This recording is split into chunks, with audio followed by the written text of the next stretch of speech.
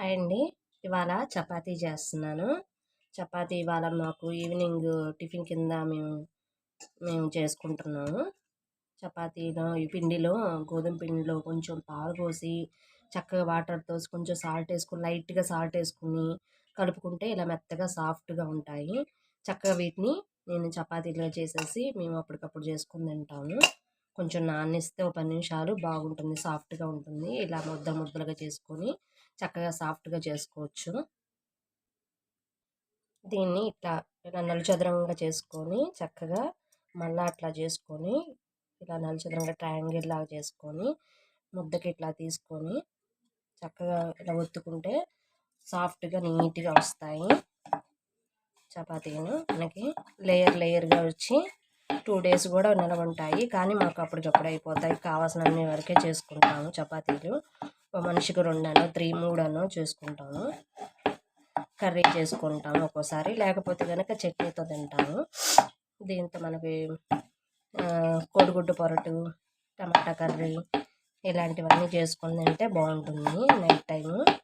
లేకపోతే అది కూడా లేకపోతే బంగాళదుంపతో ఏదైనా కర్రీ చేసుకోవచ్చు. మేము బంగాళదుంప ఎక్కువ వాడము. ఇలా చేసుకొని చక్కగా కాల్చుకుంటే బాగుంటుంది. ఇలా అన్నీ చేసేసుకుంటాను.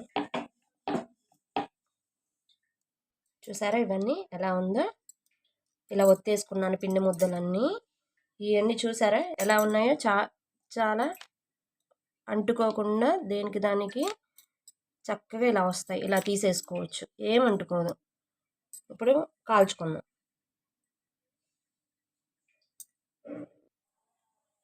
ఇప్పుడు చూడండి ఇలా బబుల్స్ లాగా వచ్చిన పైకి ఇలా మనం అటు ఇటు తిప్పుతుంటే ఇప్పుడు దీనికి కొంచెం ఆయిల్ ఇలా వేసుకుంటే ఇంకా చక్కగా ఉంటుంది, సాఫ్ట్గా ఉంటాయి అన్నమాట.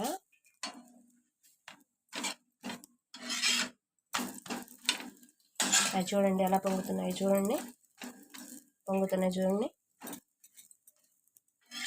చక్కగా నీట్గా అలా పొంగుతాయి అన్నమాట.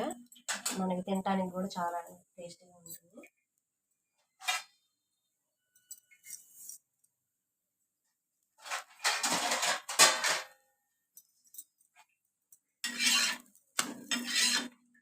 ఇప్పుడు తీసేసుకుందాం.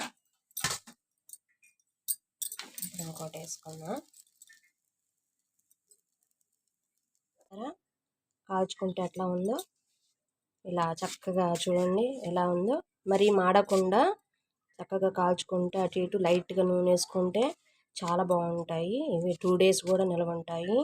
మన జర్నీలు చేసేటప్పుడు అలాంటప్పుడు లాంగ్ జర్నీ చేసినప్పుడు ఇలాంటివి చేసుకుని వెళ్తే కొంచెం మనకి 2 days మనకి చక్కగా తినచ్చు. బయట హోటల్లో కాకుండా ఇంటి ఫుడ్ తిన్నట్టు ఉండిద్ది మీకు. ఇలా కూడా చేసుకోవచ్చు. దీనికి చక్కగా పప్పుని ఇంట్లో ఏదైనా కర్రీ చేసుకోవచ్చు.